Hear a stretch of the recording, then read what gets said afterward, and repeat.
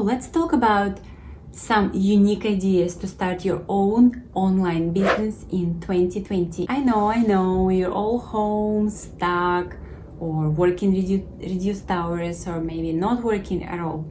And let's face it, you have free time on your hands right now. Come on, guys, this is the time to start your own business. This is the best time to start your own business. If you've been putting it on hold, finding some excuses, and right now you're in your pajamas, watching TV every day, drinking. No, this is not it. You should stop doing that. Just get out of your pajamas and get to work. Let's face it, you do have some free time on your hands. You can't go out with your friends. You don't need to commute to work every day. So all your free time is right here. So the time is right now. You can start your own business. You can have your online business set up and running in less than 2 days. I'm not kidding.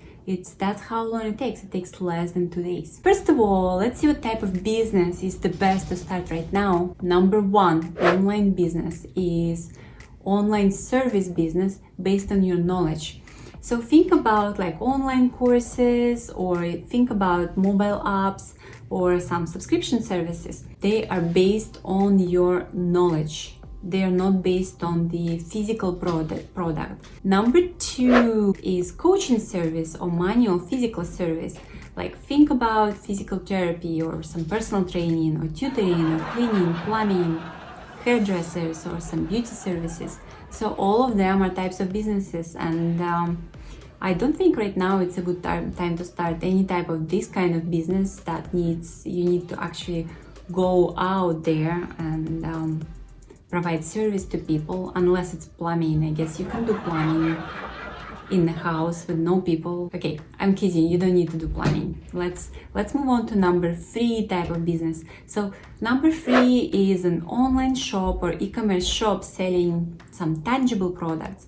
So tangible product is a product that you can touch and something that has to be manufactured. Today we'll talk about all three types of businesses and advantages and disadvantages, and what to think about when you choose the type of business you want to start. There is also a physical store or some kind of like a physical shop, like a brick and mortar shop. Also restaurants and cafes, but we're not going to be covering those in this video because, let's put it that way, you need a lot of upfront investment to open a physical store or to have a restaurant. They don't get profitable right away.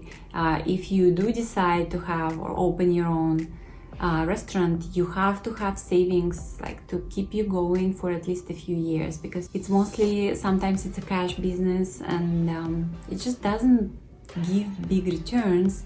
So to make it cash positive and to actually make money, you first have to invest a lot of money. In my life, I've tried all three types of businesses. I have a master's degree in psychology. I also have a master's degree in business. Yeah, I have 2 master's degrees. I also have a bachelor's, and I did a PhD for 1 year, and I did a lot of other courses, online courses, in-person courses. I did statistics and a bunch of others, public speaking. So it's just something that I do because I always find time to learn something new and get and acquire new knowledge. So in the past, I would go and I would get that knowledge from a university. I would get a degree, but like right now, I don't feel that I have to study or take exams or tests anymore. I just go online, I find books, and I read a few books, and I feel like after reading a couple of books or taking an online course, I feel like I'm an expert on the subject, or I have enough knowledge. Because I have a master's degree in psychology, my very first business was a coaching business. I would provide counseling services in person and over the phone. So with that job, I was exhausted after 2 years, and that job didn't pay much. So what I've learned from coaching business, or the kind of business where you coach someone or your presence is required, you need to put your hours in. At the end of the day, you still have 24 hours a day only. So unless you are charging like $100, $200, $500 an hour, which is not very common, when you start the business, start thinking about scaling up the business. Can you scale it up? If you think that you can start coaching business, but then you would hire people to do that. So you would expand your staff and you would have people doing it, like a team where you would manage the team, then yes, I think you can do that. But if you just think that you like more like a freelancer person and you prefer to work on your own and provide your own services in person, that might not be scalable. So you have to think about whether you can actually scale it up and make more money in the future, and not just like 40,000 or 100,000 the first year. Because once you make $40,000 a year from your coaching business, then next year you'll make 100,000, and 100,000 is not going to be enough. You will want to make more money. But then if it's already the business that you chose, you might kind of get stuck at that level, and it might be difficult to push your business beyond that particular point. You following me, right? Okay, so number 2 business is an online shop or e-commerce shop selling some tangible products. So tangible product is a product that you can touch. And something that has to be manufactured. After 2 years of working as a life coach, I was ready to give up. So I got a job and I never looked back. I never considered being a personal coach again. So my second business was an online shop or an e-commerce store selling sunglasses and prescription glasses. That was a very cool project. I was more careful when I chose the product for my online shop. I just wanted to make sure that the product that I sell is not big. Think about selling something. So when you sell something, you need to ship it, right? You need to store it and you need to box it, you need to pack it. I had a conversation with a girl the other day and she said she's from Thailand. She wants to import some fabric from Thailand because apparently all we have in the United States is fabrics or textiles from China. She's from Thailand and she told me that there are lots of fabrics in Thailand and she's thinking about starting a business, bringing fabric from Thailand and selling it in the United States. So, of course, I told her right away that this type of business requires a lot of storage, so you would need a warehouse, and the margins are very small. So imagine you have rolls and rolls and rolls of fabric, right?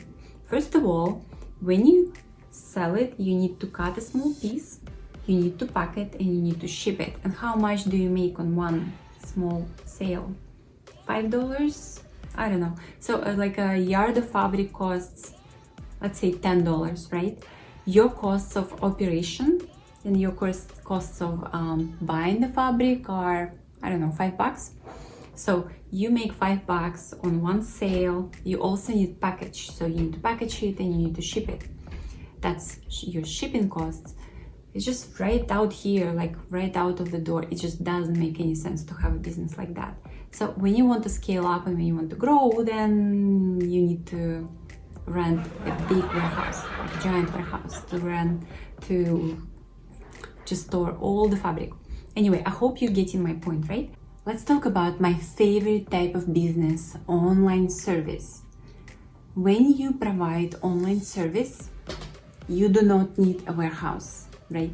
You don't need to ship the product to your customer, so you keep your operational costs down, and your business is also scalable.